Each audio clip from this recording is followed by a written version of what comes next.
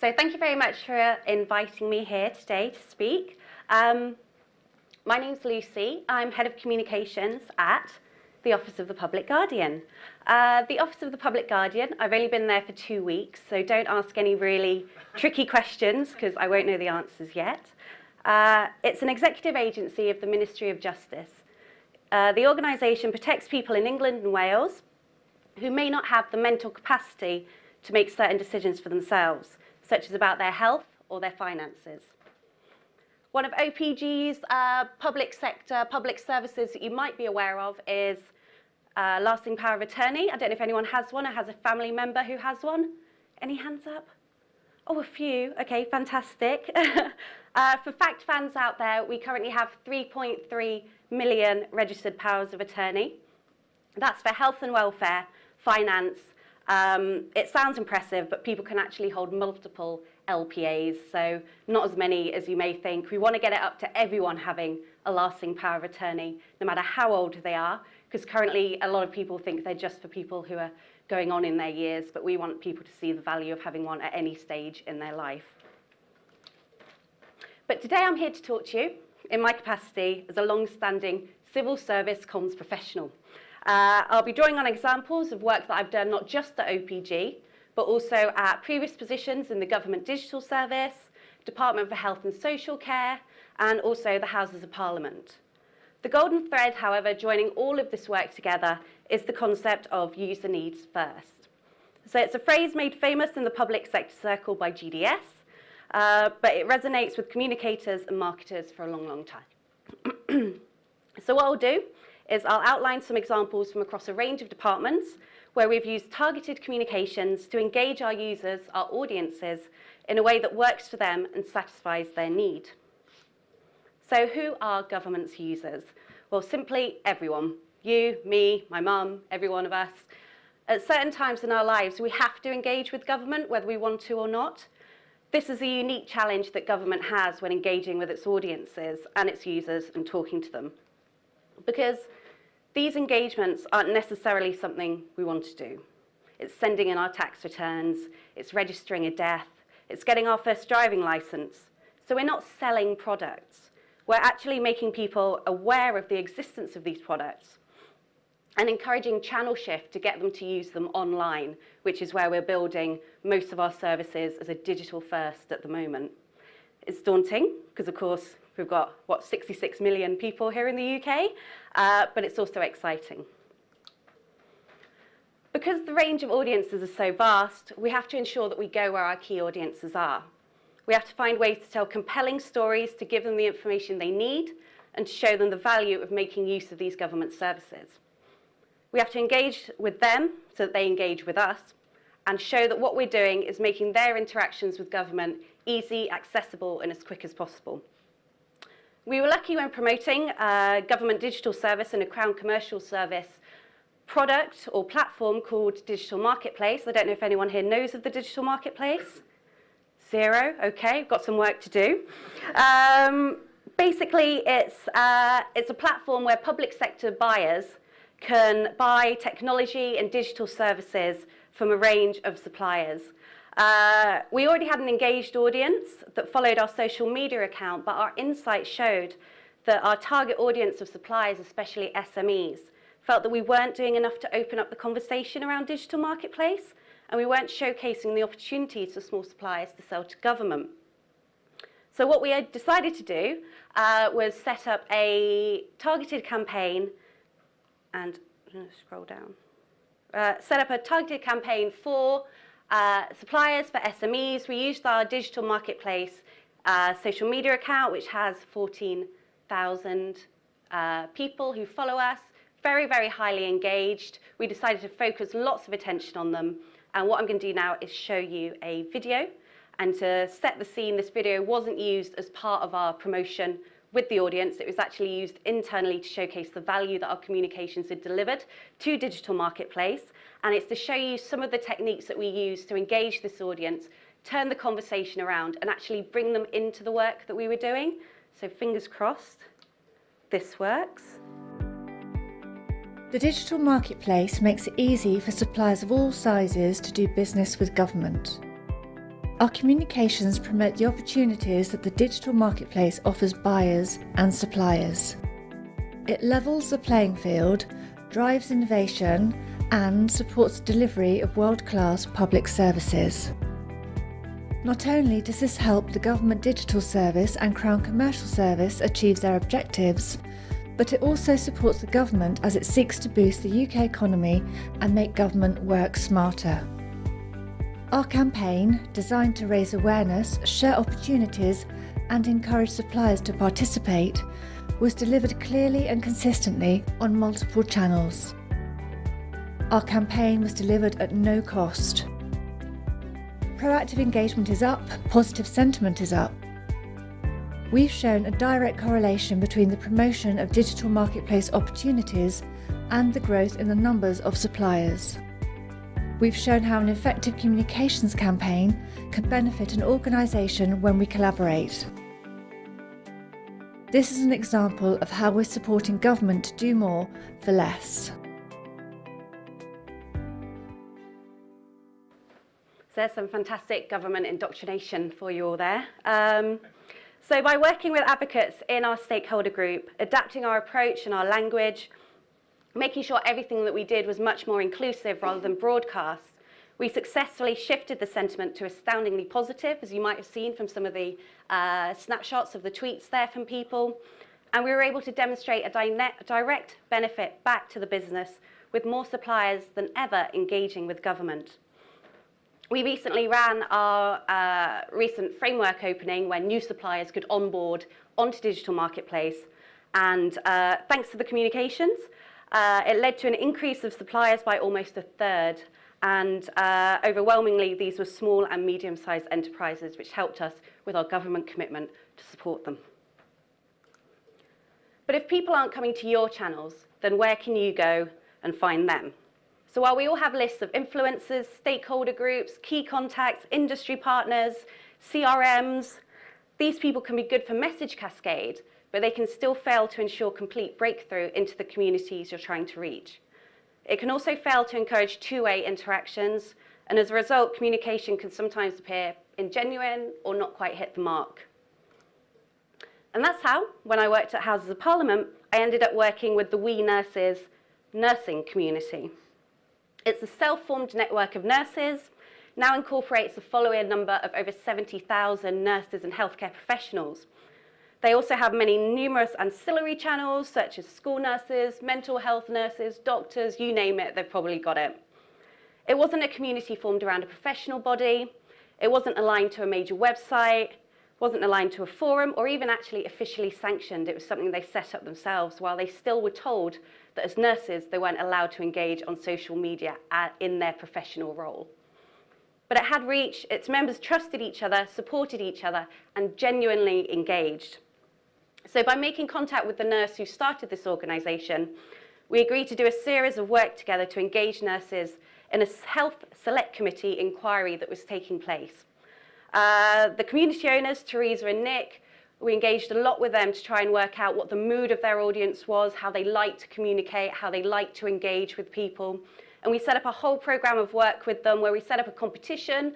Nurses could apply. They could come and sit in a select committee inquiry. We hosted the very first live tweeting of a select committee inquiry. Some of you might think, oh my God, that sounds so dry. But actually for them, these were nurses on the front line who for the very first time could relate what they were doing to the kind of conversations taking place in the Houses of Parliament. And it was really impactful for them to see that direct link. And it was also really valuable for the select committee to see how they could engage. And what we managed to do after this was then start doing Twitter chats with our audience groups, and we engaged with a couple of different communities as well that were very small also, where those Twitter chats took place in advance of debates that were happening. So the conversations and concerns that the members of the public had could be fed directly into the debates happening in the House of Commons, which, as you can imagine, is quite powerful for empowerment for members of the public who traditionally feel a little bit removed from the work that Parliament and our MPs can do. But your best weapon when engaging with these networks are advocates in the target audience. I think a few people have said that today. People listen to people.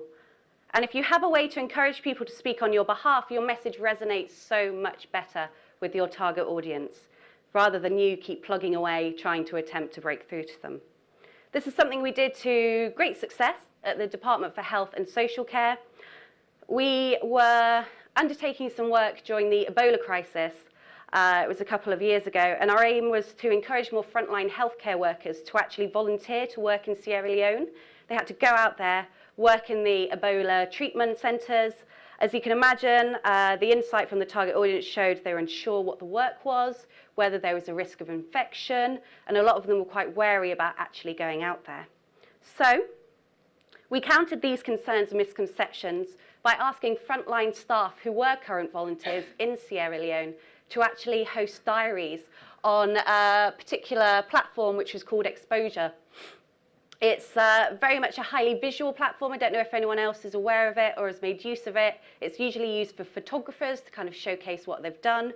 It allowed us to create highly visual content, which we linked to from our usual channels, so Twitter, so on and so forth. And it was also shared organically by our audience through other channels, such as Facebook. Although this was edited slightly by ourselves to make sure they weren't saying anything that obviously brought the Department of Health into disrepute, it was very much their own language, their own experiences, their own photographs that they took. And it was so much more powerful to have this than anything that we could have created sitting in our office in Whitehall to encourage people to volunteer. And we did see an uptake in volunteers, which was fantastic and obviously helped the effort.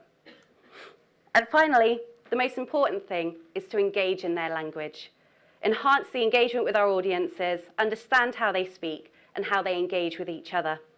Organisations such as Department for Transport, you might have seen this done with great effect by them, with a campaign they worked on in collaboration with the Lad Bible, A Mate Doesn't Let a Mate Drink and Drive. I don't know how many of you saw that. The campaign resulted in the most significant attitudinal shift in over a decade. Post-campaign, there was an 11% increase in young men saying it's unacceptable to let their friend drive after drinking, which, as you can imagine, is a pretty good success rate. But sometimes government going in, trying to talk to people in their own language, you can imagine, looks a little bit hokey, like we're trying to be down with the kids. You know, people don't like that. So this is where insight and user testing into our audiences can really add value. So this hasn't been shown publicly yet, so I asked no photos of it because we haven't officially launched. But our soon-to-launch campaign at the Office of the Public Guardian is to target hard-to-reach audiences to encourage them to take out a lasting power of attorney.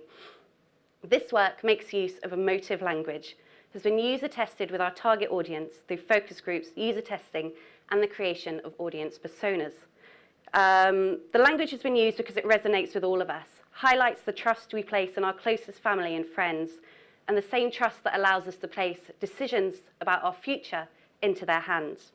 And most importantly, it's simple for anyone to understand. Any of you who know lasting power of attorney forms and how to sign up for them, they can be quite difficult. You still have to sign them, send them in a paper format. We have hundreds of people who open envelopes every single day. I went into the processing office. It looks like something I can imagine the 1970s looked like. Paper folders everywhere, stacks and stacks of shelves full of paper. I was horrified as a millennial. But, you know, that's the way it works. We have to support that through our comms until it gets to a point where the law changes and they can accept digital signatures. So we work with what we've got and we use our comms to enhance it in whatever way that we can. So this is what we're going to use. There's going to be a campaign site as well. So once it does go live, do keep an eye out for it and do feel free to share it if you so wish. But these are all examples of work we've already done. The future's exciting. People's use of the internet is changing all the time. It's always evolving. And the question is, how do we continue to engage our audiences in ways they expect and that maintain our relevance? So with changes in social platforms taking place all the time, and with more and more voices clamoring for the attention of our audiences, how do we remain compelling? So for those of us in government comms, there are a number of challenges, but also exciting developments. For me personally, the top two developments are enhanced personalization and also ethical use of data. As government, you can imagine we have to be quite ethical in the ways in which we do things, maybe even more so than other people, although we all have a duty to. So enhanced personalization. A key change taking place at the moment is the growth of voice assist. So Gov UK is already making use of it for simple searches and guidance. but how can communicators also make use of it? Also, chatbots and AI offer an immense opportunity. I asked on Twitter with other people that I follow and who follow me if they knew of any good examples of chatbots or AI being used by communicators. So the feedback I kind of got back from that was that although they're useful tools, they can never replace the insight and the emotional thinking that we as communicators possess. They could do simple, straightforward tasks, complement, search, walk users through things, but as with anything, the key to their use is a clear user need and insight into your audiences. So in the future, there's lots of exciting things taking place, and it's how we as communicators can make use of them, stay on top of them, and most importantly, ensure that we're in the right place at the right time and engaging our audience through the right channel. Three things. It's always been a mantra, but in an age of personalization, it matters more and more. We can't be omnipotent. Comms people can't sit on every platform hoping our target audience turns up. We need to conduct research, work out what behavior we're trying to change, and how we can encourage that change in the right way, and then identify the best channel that we can then approach that audience. I can also use it as a way of saying no to people who ask me to do things. Everyone's always asking you to create new channels. Go on Pinterest, they say, and you're like, really? Should the Office of the Public Guardian be on Pinterest? You know, are they really the right type of people we're trying to target while they're also planning their dream wedding? Should we get them to, you know, get a lasting power of attorney? But, you know, we should consider always right place, right time, right channel, use it as a test. And if it's not right, shelve it, actually focus on where we can make the greatest impact. And of course, while we can't predict future use, we can ensure that we build ethics into our communications approach. We all know the impact GDPR's had on our lives and our working practices. Government, as much as any, has a duty to maintain transparency and openness in how we use people's data. People don't trust government using data. They'll give anyone else their data without a second thought, but not government, and we have to be conscious of that. And also in how we use that personal data, making it clear and justifiable. And finally, we should consider how we make the use of Agile techniques in the way we develop our strategies. I'm from GDS, so I talk about Agile. I like Agile. In fact, at GDS, we restructured our whole communications team before I left to focus around an Agile model. Not only did it reflect back to the organization that we worked in the same methodologies of them, but it also increased confidence. And with the world moving at the rate it does, long-term planning simply didn't fit into the way in which we were doing our work. It meant that we could be on the front foot, react quickly, and it's always better to do that than respond reactively. So we took aspects of Agile methodology that worked best to the team and made the greatest impact where we could, focusing on those really big ticket items and backlogging work that we just didn't have the resource or scope for. Before I left, we restructured to ensure that we were iterative, we worked quarterly design cycles, and we actually shifted to that campaigns-based model, which focused on the concept of virtual teams, so bringing in experts as and when you needed them to deliver that single piece of work. And finally, I went for a meme, because I'm a millennial. Communications changes quicker than ever. Some things remain the same: compelling message, clear objective, and insight. But to make it most impactful, we need to speak the language of our audience. We need to find those ways to make them feel that the information we're sharing is useful, beneficial, and that it motivates them to act. And while making sure that the insights we're drawing are gathered in an ethical manner and make sure we're open to scrutiny. So to butcher the Agile concepts of iterate and fail fast, as well as this, which is US Marine Corps language, improvise, adapt, and overcome, let's not be afraid to take informed risks, experiment with our comms, evaluate, and try again. Thank you.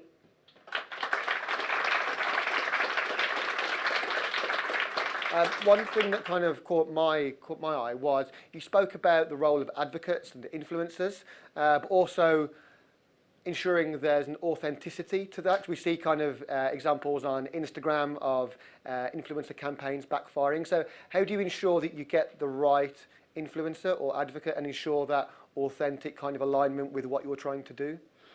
Well, we don't have any money, so it means we can't pay people to influence on our behalf, which means we need to find people who are truly passionate about the causes that we want them to support. So we're currently looking for advocates for lasting power of attorney to use those human-based stories. And most of them the benefit of government is loads of people want to work with us. They really want to say, I worked with government, put that on their website. It looks really impressive.